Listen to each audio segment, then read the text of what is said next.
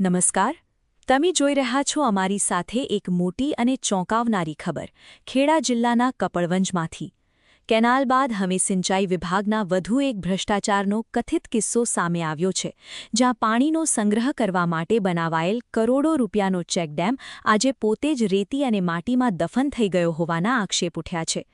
કપડવંજની વરાસી નદીમાં સિંચાઈ વિભાગ દ્વારા અંદાજે 2 કરોડ 85 લાખ રૂપિયાના ખર્ચે ચેકડેમનું નિર્માણ કરવામાં આવ્યું હતું, પરંતુ સ્થાનિકોના આક્ષેપ મુજબ માત્ર 1 વર્ષમાં જ આ ચેકડેમ પાણીમાં ગરકાવ થઈ ગયો છે અને એક ટીપું પાણીનો પણ સંગ્રહ કરી શક્યો નથી।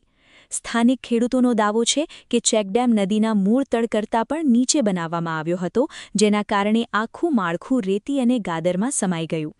લોકો કહી રહ્યા છે કે પાણી બચાવવા માટે બનાવાયેલ આડબંધ આજે પોતાની જ ભૂલોના ભાર નીચે દટાઈ ગયો છે।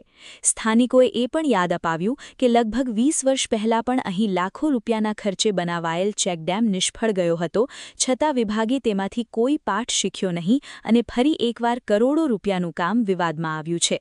વરાફી નદી કાંઠાના કપડવંજ સહિત લગભગ 50 ગામોના ખેડૂતો અને ગ્રામજનો હવે પાણીના ભવિષ્યને લઈને ચિંતિત બન્યા છે, કારણ કે જો નવો અને યોગ્ય ચેકડેમ નહીં બને તો આવનારા સમયમાં ભૂગર્ભ જળસ્તર વધુ નીચે જવાની શક્યતા વ્યક્ત કરવામાં આવી રહી છે। ખેડૂતોનું કહેવું છે કે આગામી સમયમાં સિંચાઈના પાણી માટે ભારે મુશ્કેલીઓ ઊભી થઈ શકે છે અને ખેડૂતોને પાણી માટે વલખા મારવાનો વારો આવી શકે છે। હવે સ્થાનિક લોકો અને ખેડૂતો દ્વારા માંગ ઉઠી રહી છે કે સિંચાઈ વિભાગની ગાંધીનગર ટીમ દ્વારા સમગ્ર મામલે નિષ્પક્ષ તપાસ કરવામાં આવે અને જો બેદરકારી કે ગેરરીતિ સાબિત થાય તો જવાબદારો સામે કડક કાર્યવાહી કરવામાં આવે। ચાલો સાંભળીએ શું કહી રહ્યા છે સ્થાનિક ખેડૂત જયેશભાઈ પટેલ અને સ્થાનિક અતુલ પટેલ। બને એવી અમે આશા રાખીને બેઠી રહેલા, પણ હજુ એમાં પણ અમને આશા લાગતી નથી કે નવો ડેમ બને। વર્ષો જતો રહેશે પણ થવાનું નથી। અમે નવાગામ પંચાયત મારફતે પણ લખી નાખ્યું, ગામ લોકો પણ ખુશ હતા કે ચલો આપણને સરસ ડેમ મળ્યો, પાણી ભરાશે। ત્યાંથી પાણી એટલું બધું ભરાતું હતું, ડેમ ભરાતું ત્યારે કે 5 કિલોમીટર સુધી પાણીનો ઠેલો લાગતો, છેક છાપરા સુધી, નવાગામના સિરગલ સુધી, એટલે ડેમ આખી નદી પર રેડ જતી હતી અને તે વખતે પાણી નદીમાંથી લેતા હતા નગરપાલિકા। પણ હવે એ ડેમનું પાણી જ ખાલી થઈ ગયું, 2 દિવસે ના રહ્યું।